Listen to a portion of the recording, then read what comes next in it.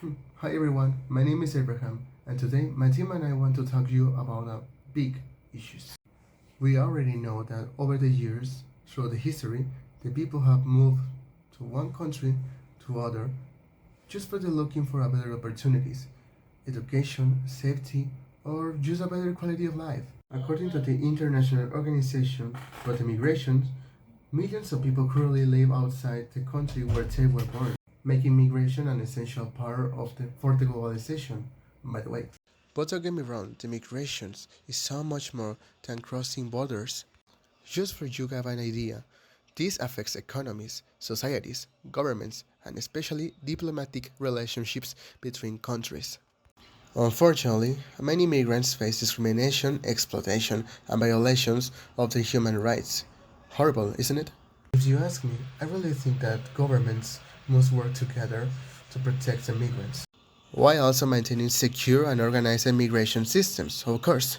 Now, maybe you already know what's migration, but that's why my team and I are here, because we consider it that we need to do a completely reminder of this kind of issues, from the beginning to the end.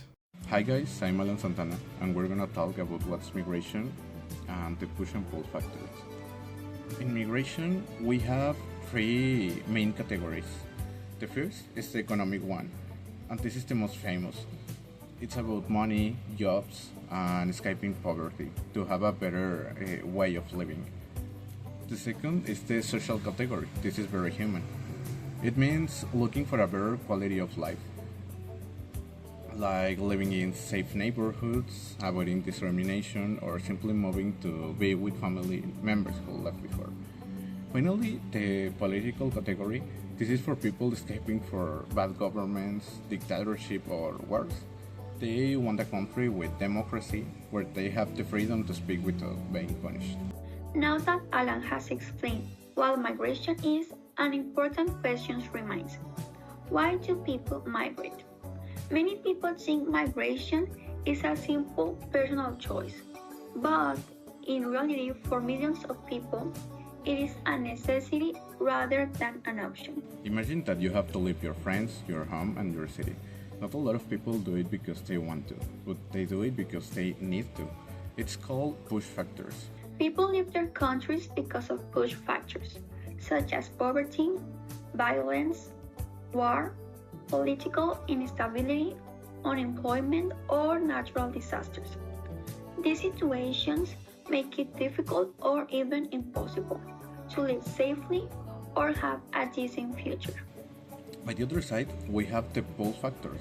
Why people go to a specific place. It can be by better jobs, political stability, safety, education, and joining family members that left before.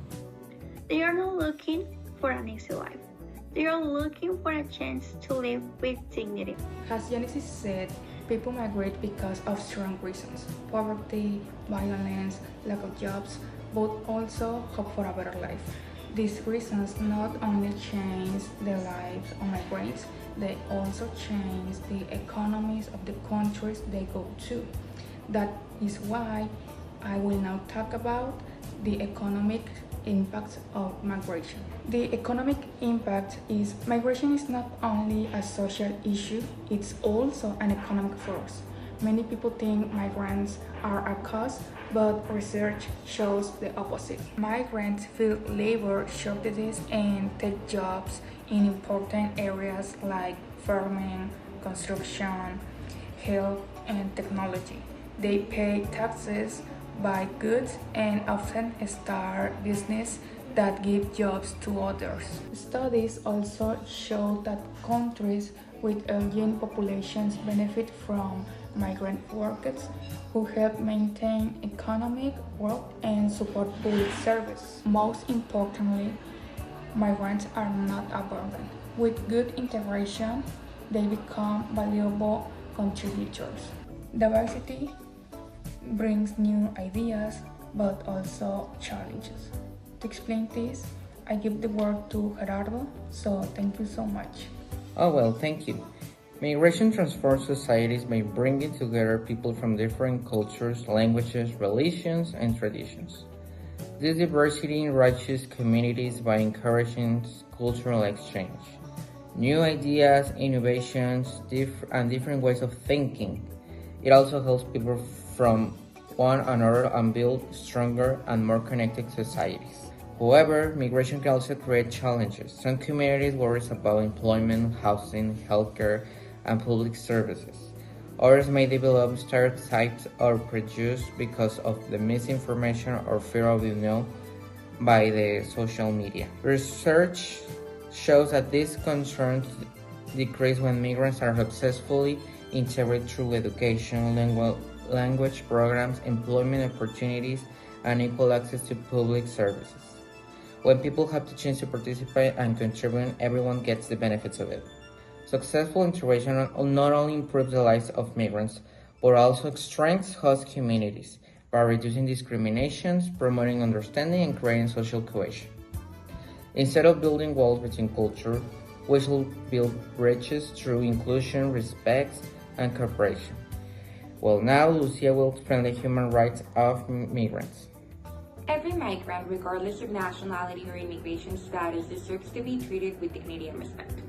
Human rights are universal. Every person has the right to life, freedom, equality, education, healthcare, and protection against discrimination.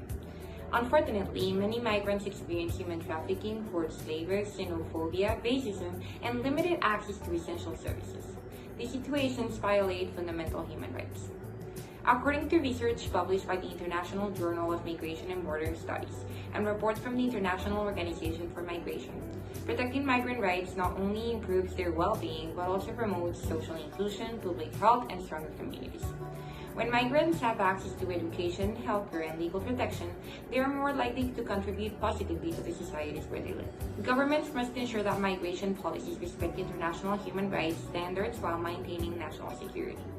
Protecting migrant rights strengthens justice, equality, and trust among nations. Thank you. Migration is not only humanitarian issues, it's also diplomatic issues. Governments negotiate agreements related to government security, refugees protection, labor mobility, visas, and international cooperation. These agreements help countries manage migration in a safer and more organized way. Organizations such as its United Nations and the International Organization for Migration encourage countries to work together to create safe, ordinary, and regular migration systems. They also provide support to migrants and help to protect their human rights. When countries cooperate and respect international law, they strengthen diplomatic relations, reduce conflicts, and promote regional stability. International cooperation also helps countries respect more effectively to migrant challenge and humanitarian crisis. Migration is a global issue that cannot be solved by one country alone. It requires dialogue, cooperation, and shared responsibility among nations. With all the benefits and challenges migration has, it also has challenges between these countries. Many countries are in a consistent fear of their security about immigration. Other of them are preoccupied for the human rights occasioned by wars, by political instability, climate change, and economic crisis. That's why protecting migrants' rights shouldn't be seen as a threat of sovereignty, but as a commitment to international law and human dignity. Instead of responding with isolation or fear, countries should be making long-term policies to defeat this crisis with mechanisms to protect migrants' human rights. To continue, while the government has the right control to the borders, the immigration police put the human to live serious risk, and with that we have the priority principle. This means when a state uses the legal measures like the massive deportation and the closure of the borders, the international law follows the proportion principle. That means the greatest for the people is first. Meanwhile, the USA, his policies are more aggressive with his people. 3 points about it. It's the externalization, shifting borders to Mexico and Central America, leaving migrants stranded. The second point, it's making the cross more dangerous to stop the migrants. For the 3 point, we have the mass deportation, the massive deportation. All of know that, and it's to wrap up. Immigration enforcement is getting so much extreme. New proposal will allow to ICE to send migrants to the high security prison in 3 countries. We know Mexico and Central America. This to serve violation rights. We know we do it. Thank you, Edith. Now, I'm going to talk about why protecting human rights benefits everyone.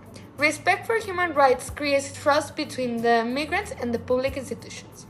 On the other hand, discrimination and exclusion often leads by poverty, social conflicts, and instability. These problems affect not only migrants but also the host communities. International human rights law was created to protect individual equality and to promote cooperation among nations. Now, we need to take care about this because the migrants, still being a people, they have a story, they have families, they have dreams for a future.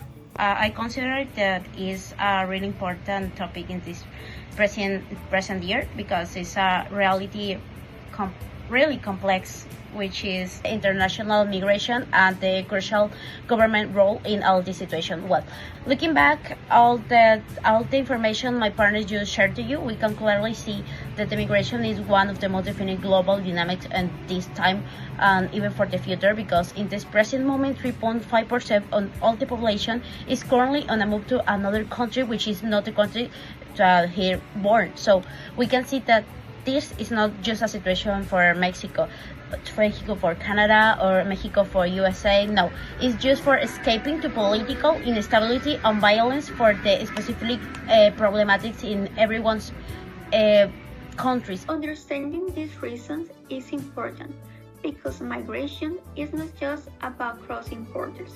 It is about people, their rights, and their hopes for a better future. If we ignore why people migrate, we cannot create fair policies or build a stronger relationship between countries. The economy is only one part. Migration also changes society and culture. By working together, we can create stronger communities where diversity becomes a source of opportunity rather than division. Just for a really just conclusion or deepest and final reflection focus on the human side or all the situation about the border. We can make these things more safe and we can make better the regular legal channels because they are just simply too bureaucratic and the people are just inaccessible for come on to a new places in the regular pathways, so they are forced to turn these regular pathways into irregular pathways, so like unauthorized border crossings or illegal permissions or some things like that. The humans are not less humans. They don't lose their humanity or even their humanity rights just because they don't have a visa or because they don't have a passport. They are specific and vulnerable groups like women, like children, like poor peoples, like asylum seekers. They are people and they need and they require the more comprehensive interlegal system and more social protection. Protecting human rights is not only a legal obligation, but also an essential step towards building peaceful and cooperative international relations. So our last conclusion and the contribution we leave here is this. Immigration migrants just connect our countries of origin, transit, and destination.